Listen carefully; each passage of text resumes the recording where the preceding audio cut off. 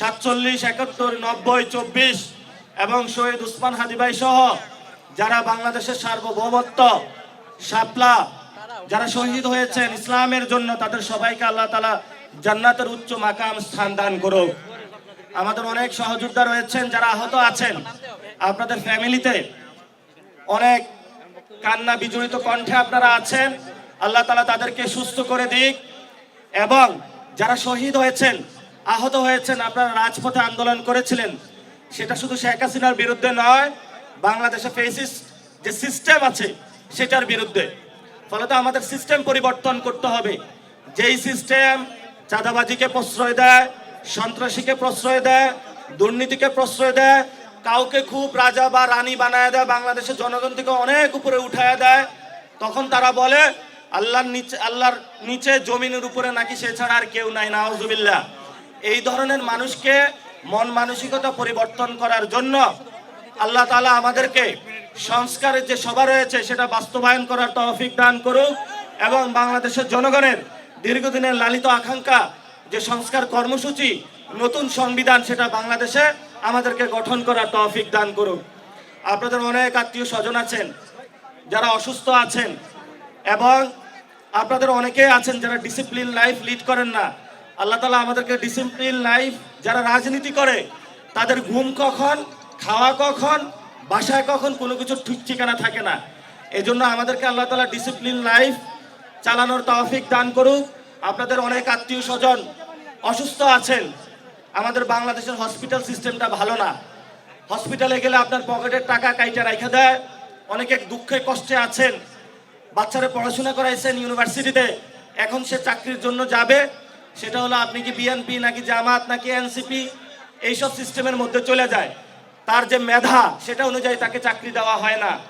অনেক মা বোনেরা রয়েছেন অনেক কষ্টে আছেন, বিশেষত ইদানিং আমার সাথে অনেকে যোগাযোগ করেছেন যারা হলো সমাজে উইডো, বিধবা, স্বামী মারা গিয়েছে, বাপের বাড়িতেও জায়গা নাই, শ্বশুর বাড়িতেও জায়গা নেই, বাচ্চা কাচ্চা নিয়ে অনেক কষ্টে আছেন।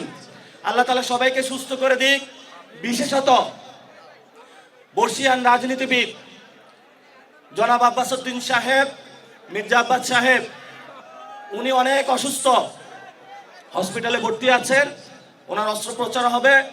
আমরা ইফতারের আগ মুহূর্তে আল্লাহ তাআলার কাছে দোয়া করি যাতে আল্লাহ তাআলা তাকে সুস্থতা এবং নেক হায়াত দারাজ করুক, যাতে উনি বাংলাদেশের মানুষের খেদমত করতে পারে এবং সংস্কার থেকে শুরু করে বাংলাদেশের মানুষের যে জন আকাঙ্ক্ষাগুলো রয়েছে সেগুলো বাস্তবায়ন করতে পারে।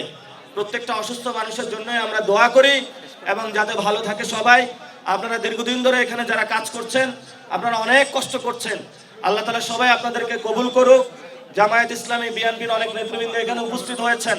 আমরা একটি নতুন বাংলাদেশ গড়তে চাই এবং এখানে সাংবাদিক ভাইরা উপস্থিত হয়েছেন, কারো মোবাইল কেড়ে নিয়ে যাইতেছে, কারো নিউজ পাবলিশ করতে যায় না। আমরা ময়মনসিংহে যাইনি, এখানে বালু উত্তোলন নিয়ে বিশাল চাঁদাবাজি হয়, বাস স্ট্যান্ডে চাঁদাবাজি হয়, অনেক ঝামেলা ময়মনসিংহে। এবং এই যে ব্রহ্মপুত্র নদী শুকিয়ে গেছে, এটা নিয়ে অনেকে ব্যবসা করতে চায়। এবং আমি আপনাদের ময়মনসিংহে যে সদর আসছিল সেখানে দেখলাম ট্রাফিক জ্যাম, খুবই বাজে অবস্থা। এটা একটা বিভাগীয় শহর, কোনো গুছানো কোনো কিছু নাই। তো আল্লাহ তাআলা যাদেরকে সামনে সেবা করতে দিবে তাদের মনে যাতে দেয় নেক একটা মাকসাদ দেয় এবং তাদেরকে হেদায়েত দান করে যাতে ময়মনসিংহে বাংলাদেশের সবচেয়ে সুন্দর একটি বিভাগে তারা রূপান্তর করতে পারে, তারা যাতে ঘরে ঘরে চাকরি দিতে পারে, আমাদের মা বোনদের সমস্যা সংক্ষেপ সমাধান করতে পারে, স্কুল কমিটিগুলোতে যাতে অশিক্ষিত বদমেজাজি লোকদেরকে বাদ দিয়ে শিক্ষিত মার্জিত ভদ্রজনকে নিয়ে আসতে পারে, হসপিটাল যাতে ভালো করতে পারে, সেই আশা করি আমরা তাদেরকে আল্লাহ তাআলা হেদায়েত তাদের মনের মধ্যে দিবে। এবং শেষ কথা যেটা, মা বোনেরা অনেক কষ্ট করে উপস্থিত হয়েছেন, অনেক সাহসী সিদ্ধান্ত নিয়েছেন। আমরা আপনাদের থেকে জন্মগ্রহণ করেছি, আর মৃত্যু আমরা আপনাদের কাছে ঋণী। আপনাদের এই অবদান কখনো আমরা ভুলতে পারবো না। আর শহীদ ফ্যামিলি যারা এসেছেন তাদের বাসায় আপনারা যাইবেন, অনেকে সন্তান হারিয়ে ফেলেছেন, আপনি তার সন্তান, আমরা আপনাদের পাশে আছি। ইনশাআল্লাহ বাংলাদেশে খুনি হাসিনাকে আমরা ফাঁসিতে লটকায়ে ছাড়বো ইনশাআল্লাহ, এটাতে কোনো হেরফের হবে না। আমাদের সাহসী নেতা নাহিদ ইসলাম চুপ্পু গতকালকে ভাষণ দিয়েছে, প্রতিবাদ করেছেন, হাসনাত আব্দুল্লাহ প্রতিবাদ করেছেন, আমরা কোথাও আপোষ করব না। অনেকে বলে সংসদে নাকি প্ল্যাকার্ড ঝুলানো যাবে না। সংসদে কি চুপ্পুকে ঝুলাইছেন, ওইটা কি ভালো কাজ ছিল? এই জন্য বলবো, কোথাও কোনো ফ্যাসিস্টের সাথে আমরা আপোষ করব না। হয়তো লাইনে আসেন, অথবা আমার জনগণে আপনাদেরকে বেলাইন করে দিবে। এজন্য সকলকে ধন্যবাদ। আজকে যারা উপস্থিত হয়েছেন, সংগ্রাম চলবে, লড়াই চলবে।